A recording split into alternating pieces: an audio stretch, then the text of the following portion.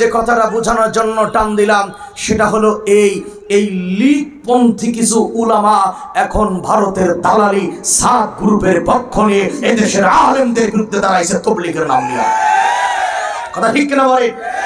এরা ওই সরকার যখন ক্ষমতায় ছিল এই সাতপন্থীরা এই আওয়ামী স্বৈরাচারী সরকারের প্রত্যেকটা বাজারা কুত্তা ছিল। এখন জিকির শুরু করেছে ইন্ডিয়ার সাত আব্বা না আসলে তবলিগ হবে না, তোর সাত আব্বাও এদেশে আসতে পারবে না। বরঞ্চ গত কয়েকদিন আগে ওরা আক্রমণ করে 7 জন তবলিগের সাথীকে হত্যা করেছে।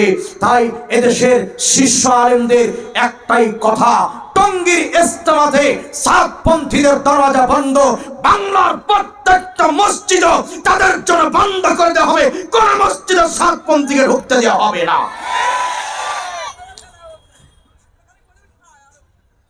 থাক, কিন্তু এই ভারতের দালাল লীগপন্থী এই গ্রুপকে কোন মসজিদে ঢুকতে দেওয়া হবে না। পারবেন তো ইনশাআল্লাহ? পারবেন তো ইনশাআল্লাহ? আরে যেই জাতির সাথে যেই দলের সাথে আলেম নাই সেই দল কখনো প্রকৃত হক হতে পারে না। এই বাংলাদেশে যারা সাতপন্থী এরা প্রত্যেকটা আলেম বিদ্বেষী।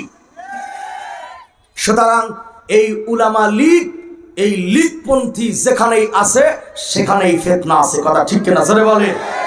সুতরাং অনুসরণের ক্ষেত্রে আমরা কি পথ অবলম্বন করব, আল্লাহ পাক সে কথাটি আর একটু পরে কোরআনুল কারিমে আল্লাহ কি বলেছেন আমি সেটা বুঝাচ্ছি। তার আগে বুঝুন, এবার এই নেতারা অনুসারীদের কি বলবেন? এই বেটারা, হিদায়াতের রাস্তা আসার পরে ওরা বলবে অনুসারীদেরকে, হিদায়ের রাস্তা আসার পরে আমরা কি তোমাদেরকে বারণ করেছিলাম? আমরা কি জোর করেছিলাম যাও না? তোমরা কেন যাও নাই? আমাদেরকে কেন তোমরা দোষারোপ করো? এইভাবে করে জাহান্নামের কিনারায় দাঁড়িয়ে নেতা আর কর্মীরা মারামারি করবে। বলুন তো শেষ ফলাফল তাদের জায়গা কোথায় হবে? কোথায় হবে? তাদের জায়গা হবে জাহান্নামের ভিতরে। আল্লাহ রাব্বুল আলামিন অপর জায়গা বলেন, এবার জাহান্নামে যখন তারা প্রবেশ করবে, জাহান্নামের আগুনে যখন তারা জ্বলে পুড়তে থাকবে, এইবার জাহান্নামের ভিতরেও তারা তর্কতর্কি করবে। এতক্ষণ তো জাহান্নামের কিনারায় দাঁড়িয়ে তর্ক করেছিল, কিন্তু ফেরেশতারা যখন মাজায় লাথি মাইরা জাহান্নামে ফেলবে, এবার জাহান্নামের ভিতরেও তারা তর্ক করবে। এবার জাহান্নামীরা অনুসারীরা বলবেন, ফাহাল আনতুম মুগনুনা আন্না মিন আযাবিল্লাহি মিন শাই। আওয়ামী লীগ বিএনপি বুঝি না, মুসলমান যারা তারা ভালো করে শোনেন। জাহান্নামের ভিতরে অনুসারীরা নেতাদেরকে বলবে, আজকে জাহান্নামের আগুন আযাব চতুর্দিক আমাদেরকে ঘেরাও করে ফেলাইছে, তোমরা কি পারবে একটু আযাব সরাইয়া দিতে, কমাইয়া দিতে? তখন ওই অহংকারী নেতারা বলবেন, সাওয়াউন আলাইনা আজাযনা আম সাবারনা মা লানা মিন মাহিস। আল্লাহু আকবার বলেন। যাদের কথায় আলেমদের বিরুদ্ধে মিথ্যা সাক্ষী দিয়েছিলে, যাদের কথায় ভোট চুরি করেছিলে, তেল চুরি করেছিলে, ডাল চুরি করেছিলে, এই নেতারা জাহান্নামের ভিতরে সেদিন তোমারে বলবে, শোনো জাহান্নামের ভিতরে চিল্লাইলেও লাভ নাই, ধৈর্য ধরলেও যা, না ধরলেও তা, বরঞ্চ সমাধান যা হবার তা হয়ে গিয়েছে, আর কোনো ফাইসালা এখানে হবে না। হুম ফিহা খালিদুন, চিরকাল তারা কোথায় থাকবে বলেন? বলেন কোথায় থাকবে তারা? এই জন্য বন্ধুরে আমার, নেতা নির্বাচনের ক্ষেত্রে, এই দল নির্ণয়নের ক্ষেত্রে সাবধানতা অবলম্বন করা লাগবে, হুঁশিয়ার হ। এই সাউন্ড এরকম হচ্ছে কেন ভাই?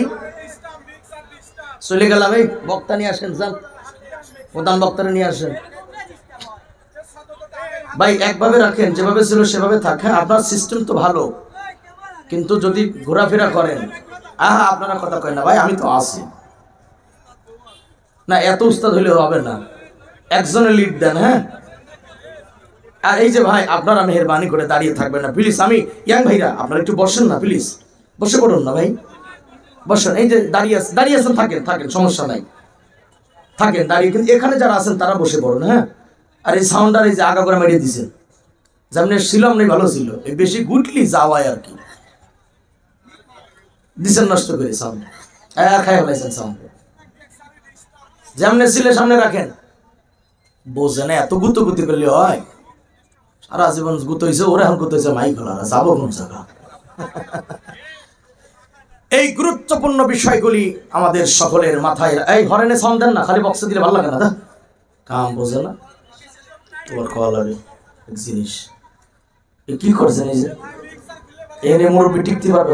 আমি জোরে কথা বলি, যেমনে ছিল সামনে রাখেন। হ্যাঁ, সময় কম, আর কয়েক মিনিট আছে ভাইরা, কথার এদিক ওদিক যাবো না। 10 মিনিট খাইছে মাই গলা, পরে বুঝে নেবো তারা। এখন শোনেন, এই যে নেতারা আপনাদেরকে যারা নেতাদের কথা শুনে আকাম কুকাম করেন, আজকের এই আলোচনার থেকে কি ফিরে আসা দরকার আছে না ভাই? ও ভাইরা, ফিরে আসা দরকার আছে কিনা ভাই?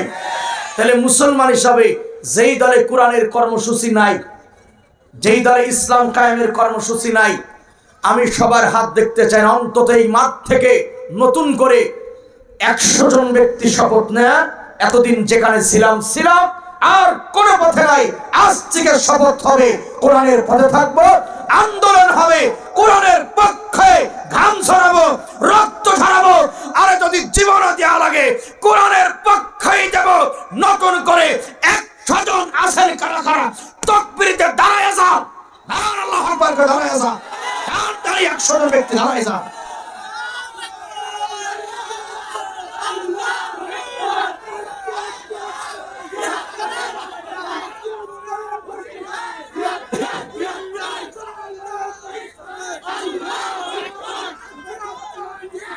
আলহামদুলিল্লাহ, দাঁড়িয়ে থাকুন, দাঁড়িয়ে থাকুন, পকেট সাবধান। এই দাঁড়িয়ে থাকুন, পকেট সাবধান, দাঁড়িয়ে থাকুন। চাইছি 100 জন, দাঁড়াইছে 14 গোষ্ঠী। আলহামদুলিল্লাহ কর আলহামদুলিল্লাহ। যারা দাঁড়াইছেন ইসলামের পক্ষে কাজ করবো তো, মুনাফিকি করবো না তো, আলেমদের পাশে থাকবো তো ইনশাল্লাহ, থাকবো তো ইনশাল্লাহ। আলহামদুলিল্লাহ বলে যার যার জায়গায় বসেন, পকেট সাবধান, বসে পড়ুন, বসেন বসেন। বাবা যখন বিপদে আছে সেদিকে যাবো না, সময় নাই ভাইরা। এবার ছোট্ট করে একটা প্রশ্ন করি, হক্কানি দল যাদের কাছে কোরআন আছে, আপনারা আগে সাক্ষী দিয়েছিলেন, তারা রাষ্ট্র চালাইলে রাষ্ট্রের অবস্থা খুবই ভালো হবে। আর একটাবার সাক্ষী দেন, আসলে কি তাই হবে? হবে তো ইনশাল্লাহ। তাহলে বাংলাদেশে যারা আলেমদেরকে ছোট নজরে দেখে, মৌলবীরা আনস্মার্ট, আনকালচার, এই বুঝে না। তুমি কি বুঝো? মৌলবী বোঝো না? হ্যাঁ, মৌলবী বোঝে, মৌলবী বোঝে দেয় তো পাবলিকের বউ মৌলবীর সাথে চলে যায়। কথা ঠিক কিনা জোরে বলো। শোনেন, টুপিওয়ালা দাড়িওয়ালার জমিন যদি শাসন করে কেমন হবে? পুরাতন গল্প সবাই জানেন। ইমান ঝালাই করার জন্য আমি আপনাদের স্মরণ করিয়ে দেই। বলুন, পবিত্র জুম্মার দিনে মসজিদের মুসল্লি কমে না বাড়ে?